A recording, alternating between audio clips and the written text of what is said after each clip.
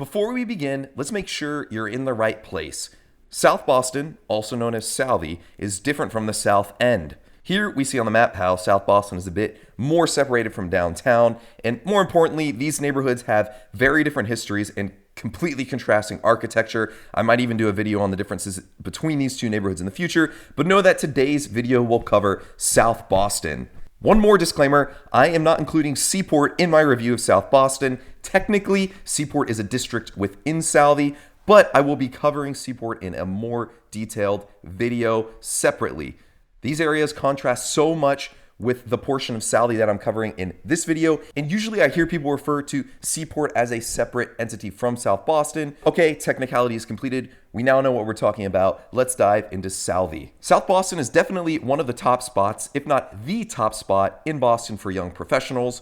From more than one source, I've heard this area affectionately called Frat Row, and it's kind of funny how this is actually pretty accurate. But don't worry, you don't need to rush to live in this neighborhood, and if you just graduated from college, or if you've been out of college for a couple years, you'll find many people here in the same boat as you. It's easy to go out and just meet other young professionals in this neighborhood. There are plenty of residents who went to college in the Boston area, but just as many who are transplants just starting out in Boston. Another aspect of Southie is that, relative to other parts of Boston proper like Back Bay, Beacon Hill, or the West End, Southie tends to be more affordable, at least for the young professionals moving there, and there are definitely properties conducive to having multiple roommates. Worth noting, rents have been trending higher in the neighborhood for the past decade, plus or minus a couple years, and at this point, rentals right on the Broadway T-stop are almost as high as more expensive parts in the city.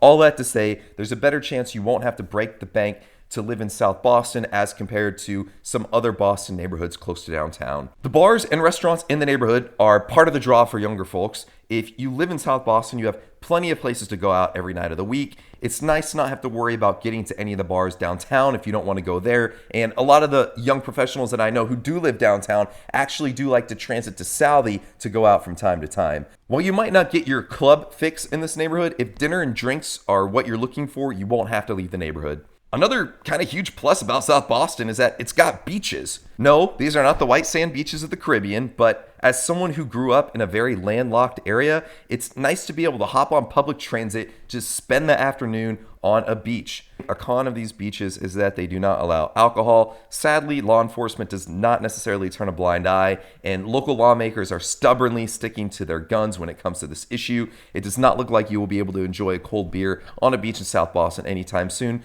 but still, it's a great and easy way to soak up some sun, read a book, maybe play some volleyball on the beach. It's a great way to spend an afternoon, and you don't even have to leave the city. In addition to beaches, South Boston has some really nice green spaces, so you'll be able to get your park fix while living in this neighborhood. South Boston is also known for its St. Patrick's Day parade. This event is on the top of my personal Boston bucket list. Pre-COVID, I was out of town for this event, and it's finally coming back in 2022. Granted, this is a destination location for lovers of St. Patrick's Day, so if you hate crowds, you might actually try to get out of South Boston on March 17th, but personally, I would love to be so close to the action on one of the low-key best days of the year, especially in Boston. A huge consideration of living in Southie is that the T only runs along the west side of the neighborhood. There are buses that can get you here if you live elsewhere in South Boston, but that's an additional step. So if you're looking for an easy commute into downtown, I would recommend living within walking distance of one of the T lines. Also, if you're relying on the T to get around the city, just note that you'll have to be changing trains often to get to venues like TD Garden or Fenway Park. For a more direct route, you would probably need a car, and since South Boston is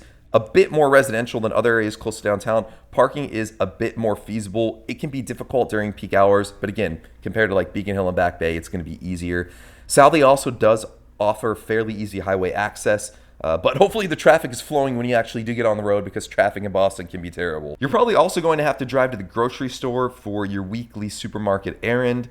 There are some small local grocery stores in Southie, but there's not like a Star Market or a Market Basket inside of Southie. The closest one appears to be just outside the southern tip of the neighborhood. So as we dive a little bit deeper into rents in South Boston, or at least the portion of South Boston that does not include Seaport, one bedroom apartment is going to run you right about $2,800 a month, and a 2-bedroom apartment is going to run you about $3,400 a month. You might be thinking, why is the 3-bedroom less than the 2-bedroom? Well, many of the new apartment buildings in Southie right on the T stations have very few 3 bedrooms. They focus on fancier, quote, luxury, unquote, 2-bedroom and smaller apartments. Thus, the 3 bedrooms that are available are older and further into South Boston, which puts them further away from the already limited access to the T. That's why when I say it's easier if you have multiple roommates to live in South Boston, you see if you get 2 other roommates, you can live in a 3-bedroom for an average of about $3,000 a month. So then we're talking slightly more affordable. So this concludes my quick recap of South Boston. Please let me know in the comments